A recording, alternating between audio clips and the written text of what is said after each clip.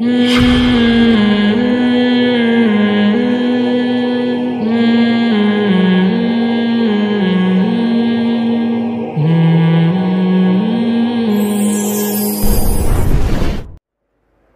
کوئی رائٹر کتاب لکھتا ہے نا، رائٹر کے نام سے لکھتی ہے نا کتاب، یار فلاں نے لکھی ہو تو بڑا پڑھا لکھا ہے، اس کے پاس تو اتنی ڈگری ہیں، اتنا بڑا اسکالر ہے، مارکیٹ میں کتاب لے کر آیا، دھڑا دھڑ بکتی ہے. کیا خیال ہے؟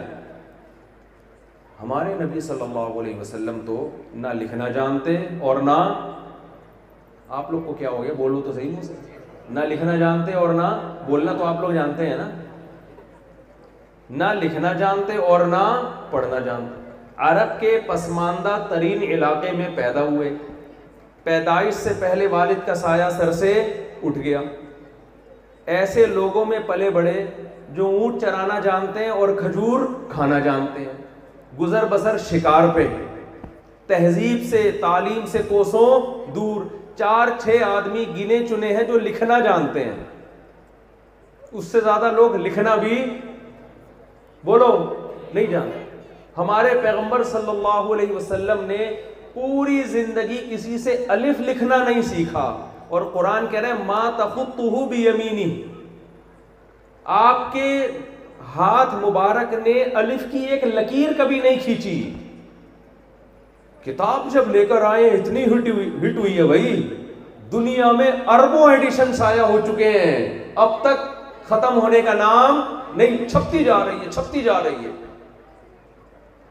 کیا ہے بھائی اس کتاب میں، کیا ایسی چیز ہے؟ اور اتنا اس کو عزت ملی اس کتاب کو، پڑھ کے لوگ رو بھی رہے ہیں، سن بھی رہے ہیں.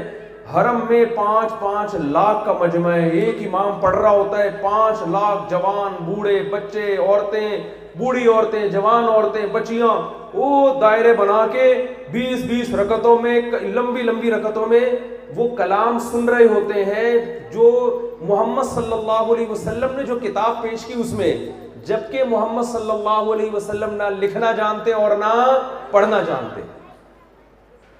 یہ مصنوعی عزت نہیں ہے. آپ نے دیکھا ہوگا نا لوگوں کو پروٹوکول القاب لگا لگا کے بعض دفعہ عزت مل جاتی ہے، لیکن وہ عزت زیادہ پائیدار نہیں، تھوڑے دن میں وہ مصنوعی عزت کا جنازہ نکل جاتا ہے.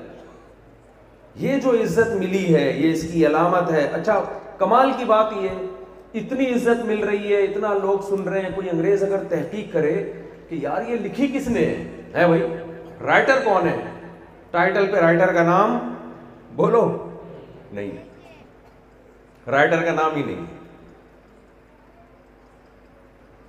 کوئی ہے کتاب ایسی جس پہ رائٹر کا نام بھی نہ ہو، پھر بھی مارکیٹ میں اتنی مشہور ہو، اتنی عزت ملے کہ جس پہ لوگ گردنیں کٹا دیں. قرآن کے آرڈر ایسے ہیں، ایک ایک آرڈر، جس آرڈر پہ عمل کرنے والے دنیا میں سب سے زیادہ. دنیا میں کوئی کتاب ایسی نہیں ہے جس میں کوئی حکم دیا گیا ہو اور اتنے کروڑوں لوگوں نے اس کو فالو کیا ہو. قرآن نے حکم دے دیا 5 نمازیں فرض ہیں، کیا لکھ دیا بولو، اقیم الصلاۃ لدلوک الشمس الی غسق اللیل وقرآن الفجر. اس میں 5 نمازوں کا اشارہ دے دیا، صراحت بھی نہیں. ایسا پبلک نے اس کو پکڑا ہے، پوری دنیا میں مسجدیں، پوری دنیا میں اذانیں، وَإِذَا نَادَيْتُمْ إِلَى الصَّلَاةِ اتَّخَذُوهَا هُزُوًا وَلَعِبًا. اذان کا تذکرہ قرآن نے کر دیا. پوری دنیا میں ایسا عمل ہوا ہے، میں تو دنیا میں جہاں بھی سفر کرنے کے لیے گیا ہوں، آپ کو ایئرپورٹوں پہ کبھی کوئی مندر نظر نہیں آئے گا، چرچ نظر نہیں آئے گا، لیکن غیر مسلم کے ایئرپورٹ پر بھی آپ کو مسجد ملے گی. آپ کو وہاں کیوں؟ مسلمان نے 5 ٹائم نماز قائم کرنی ہے. ہر غیر مسلم کے ایئرپورٹ پہ تقریباً جہاں جہاں میں گیا ہوں، ملک غیر مسلموں کا ہوگا، ایئرپورٹ پہ مسجد نماز کی جگہ موجود ہوگی، مندر نہیں ہوں گے. وجہ کیا ہے؟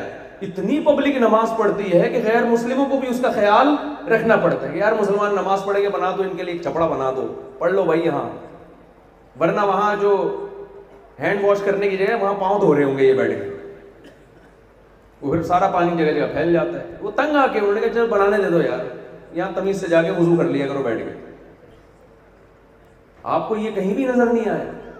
قرآن نے ایک دفعہ کہہ دیا کتب علیکم الصیام، اے ایمان والو تم پہ روزے فرض ہے، ایک دفعہ کہہ دیا۔ کیا عمل ہوا ہے بھائی پوری دنیا میں؟ رمضان میں پوری دنیا میں مسلمانوں کی روٹین چینج۔ ادھر چاند نظر آیا، رمضان کا مہینہ آیا، دے مار 4:30 دنا دن دیگوں کی آوازیں، سحری والے اور وہ بمبو لے کے صبح 2:30 بجے سے ہی جگانا شروع کر دیتے ہیں، اور کیسے کھجلے پھینیاں، اور پوری دنیا میں ایک ہلچل مچ جاتی ہے کہ جی مسلمانوں کا رمضان آ گیا ہے پوری دنیا میں۔ آپ نارملی کسی کو یہ کہیں کہ تو ایک وقت کا کھانا چھوڑ کے دکھا دے، وہ دنیا چھوڑ دے گا۔ ایک ٹائم کا کھانا کوئی چھوڑے گا؟ وہ دنیا چھوڑ دے گا۔ ڈاکٹر تنگ آ جاتے ہیں نا، شوگر کے مریضوں کو کہتے ہیں یہ نہ کھاؤ وہ نہ کھاؤ، جو ڈاکٹر خود مریض ہوتا ہے وہ بھی کھا رہا ہوتا ہے، کہہ رہے ہیں یار کھانے سے پرہیز نہیں ہوتا بھائی۔ ہم تو ڈاتے ہیں ایسے ڈاکٹروں کو، کھا کھا کے ان کو پتا تھا نقصان دہ، مر گئے، وہ انتقال ہی ہو گیا ان کا۔ نہیں ہوتا پرہیز کھانے پینے سے، بہت مشکل کام ہے۔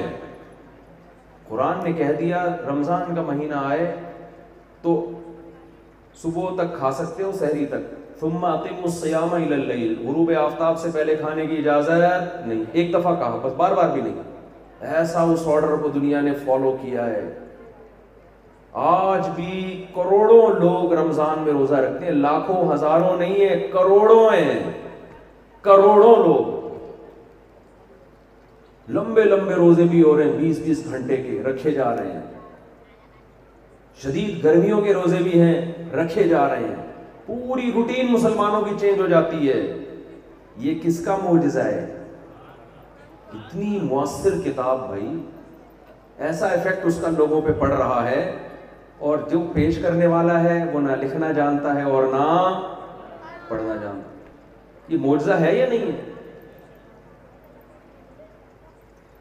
ایک دفعہ قرآن نے کہہ دیا وَلِلَّهِ عَلَى النَّاسِ حِجُّ الْبَيْتِ مَنِ اسْتَطَاعَ إِلَيْهِ سَبِيلًا، جو خانہ کعبہ جانے کی طاقت رکھتا ہے اس پر لازم ہے کہ وہ اللہ کے گھر کی زیارت۔ ایک دفعہ کہہ دیا بس، بار بار نہیں کہا قرآن نے، ایک دفعہ۔ آپ ذرا حج کے مہینوں میں پروازیں تو دیکھو، دنیا کا سب سے بڑا کراؤڈ کہاں اکٹھا ہوتا ہے؟ حج۔ اور یہ بھی گورنمنٹ کی طرف سے مخصوص لوگوں کو، مخصوص تعداد میں لوگوں کو اجازت ہے، اس سے زیادہ سعودی حکومت برداشت نہیں کر سکتی۔ گورنمنٹ آف سعودیہ کے پاس انتظامات نہیں ہے اتنے کراؤڈ کو سنبھالنے کے، کوٹا جاری ہوتا ہے، اتنوں کو آنے کی اجازت ہے، اس سے زیادہ کو نہیں ہے۔ ذرا پروازوں کا منظر دیکھا کرو آپ، کبھی جاؤ نا حج کے دنوں میں ایئرپورٹ جاؤ، ایک فلائٹ کے پیچھے دوسری فلائٹ، پوری دنیا سے، امریکہ سے لوگ آ رہے ہیں، لندن سے آ رہے ہیں، تنزانیہ سے آ رہے ہیں، افریقہ سے آ رہے ہیں، دمشق سے آ رہے ہیں، مصر سے آ رہے ہیں، شام سے آ رہے ہیں، سوڈان سے آ رہے ہیں، پوری دنیا میں جہاز تتلیوں کی طرح اڑ اڑ کے پبلک کو بھر بھر کے بندہ اتارے گا، واپس جائے گا اور کھیپ لاؤ۔ حج کے ایام میں جہازوں کی کمپنیوں کا ایسا لگتا ہے اس کے علاوہ کوئی اور کام ہے ہی نہیں، بندہ لاؤ بیت اللہ میں لا کے پھینکو، پھر اگلا ہے کیا وہاں پہ؟ کوئی انٹرٹینمنٹ کا ذریعہ ہے بھائی؟ کیا ہے یہاں پہ؟ کوئی جشن ہو رہا ہے؟ کچھ بھی نہیں ہے۔ ایک 4 دیواری پتھر کی بنی ہوئی، اس کے گرد 7 چکر لگانے، کوئی انٹرٹینمنٹ نہیں ہے، کچھ بھی نہیں ہے۔